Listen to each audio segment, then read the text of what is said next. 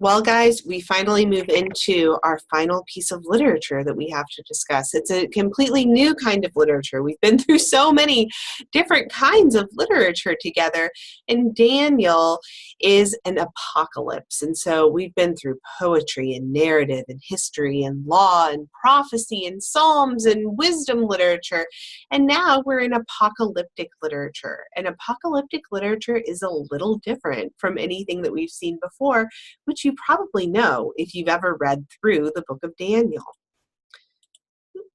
There we go.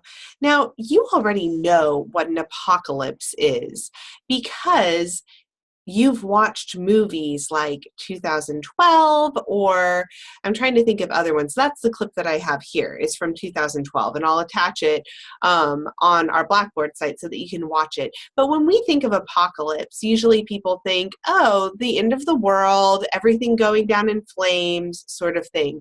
And that's just about right. However, there's not always a sense of the end of the world when there's an apocalypse. Let me walk you through what we mean when we talk about apocalyptic literature. I think that this was in Banstra. These are apocalyptic literature, are usually writings that emerge during a time of oppression and persecution to give hope to people. So if you're going through a really hard time of oppression, you might need hope that in the end, things are going to get better. Usually they're full of visions and symbolism and teachings of the end of the age and the day of the Lord, especially in the Bible. So even though you're facing a really hard time right now, God is going to intervene and set things right. Other features of apocalyptic literature, I'll make myself smaller so that you can write that whole heading. There you go. There's always secret or hidden information. And so if you are going to write an apocalypse, you need to have a vision or have a heavenly being come to you, or you need to be whisked up into heaven to have special or secret information that God or an angel or something like that reveals to you through a supernatural means, visions, dreams, angels, what have you. And usually because this is a time of oppression that this apocalypse comes about, the current time is viewed as evil or fallen. And if you've ever talked with my grandmother, then you know that this is how she views the world right now. She's like, we're all going to hell in a handbasket. This is just terrible, you know? So if you've ever talked to my grandmother, maybe your grandmother, then you kind of understand this mentality. Everything is going wrong. We need God to intervene. There's always symbolism, numerology, code language. You can't come right out and say, like, remember when Obama was president and people were like, oh, Obama's the Antichrist. People say that about Trump now. I don't know who's going to be president in like years and years when people are still watching these videos. So the president's always the Antichrist, though. Seems to be the case. But in apocalyptic literature, you can't just come right out and say, man, Obama is the Antichrist. You can't like say his name. Instead, you have to say the man with the mark of, I don't know, like if you added up all the letters in Obama's name, the man with the mark of 13 is the Antichrist. Or you could say the beast who wears really well-tailored suits is the Antichrist, that sort of thing. You can't come right out and say who it is that you're talking about. You have to use coded language. And one of the things that this gets at is that apocalyptic literature is a drama on another level. And so if you've had this vision, if your eyes have been opened up to what's going on in the heavenly realms, there's this idea that there's the earthly realms and there's the heavenly realms. And if you have an apocalyptic vision, your eyes are open to what's going on up here. And up here, the Antichrist may not look like somebody in a well-tailored suit. Instead, they may actually look like a beast. So take that for what it's worth. Up in the heavenly realms, things appear differently. And so your eyes have been open to the heavenly realms and what's going on up there and the battles that are being fought on this different level. Usually, if somebody is going to write an apocalypse, going to say, I've had a vision, they're going to do it anonymously. That's what we usually see in the Bible. or pseudonymously.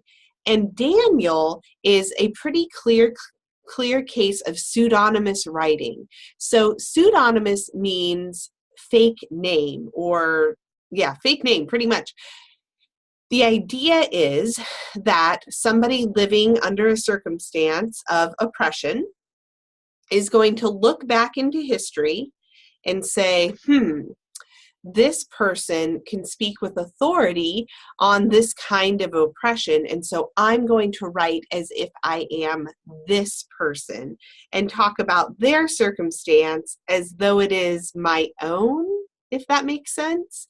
One of the examples that I give of this, and I don't know if this is going to continue to be an issue or not, but this year and last year, so I'm talking right now in 2018 and 2017, there were NFL protests where NFL players would kneel during the national anthem to protest against the mistreatment of African American persons by the police and by the culture at large. And so this act of protest was modern in 2018 and 2017. However, if you were going to talk about it as an apocalyptic thinker, one thing that you could do is say, hello, my name is Martin Luther King Jr., and I've had a vision, and in it, you would say something that in a veiled way, talks about the NFL protests. So Martin Luther King Jr. had different ways of protesting than kneeling during the national anthem. But if you're writing an apocalypse and you're drawing on someone from the past to give your apocalypse authority, then you might say, I, Martin Luther King Jr., looked up into the heavens and I saw a man dressed in shimmering robes, kneeling during the Song of Apostasy, something like that. So you're using someone from the past, you're writing under a fake name that is not your own, and you're transferring that historical situation and you're mixing in some current situations. And that's what we're going to see happening here in Daniel. I hope that was a good analogy. I'm not sure. You can email me and I can clarify. And these apocalypses are usually written during times of change and oppression. More characteristics. In these visions, there are usually really clear-cut characters. Either you're good or you're bad. And so when you look up into the heavenlies, the beast is the bad guy, and the man dressed in a white robe or something like that is the good guy. And there's not a whole lot in between. So if you've seen this drama on a different level that's taking place in the heavenly realms, then there's only people that are on the side of God and people that are on the side of bad, whether it's a devil or an antichrist or an evil dictator or whatever it might be. And the purpose of these writings is always to bring comfort to readers in a difficult time of persecution or oppression. It's this idea that I had this vision that even though you're suffering right now, God is going to intervene in a big way. There's a battle going on up here, and I've seen that God sets things to right. God makes everything right in the way that it should be. And all of you good people that are suffering right now, in the end, you will be rewarded. And the wicked will be punished when God kind of cleans house and sets things back to the way, or sets things to the way that they're supposed to be. So we'll take a little break and then I'll start talking about what's going on in Daniel.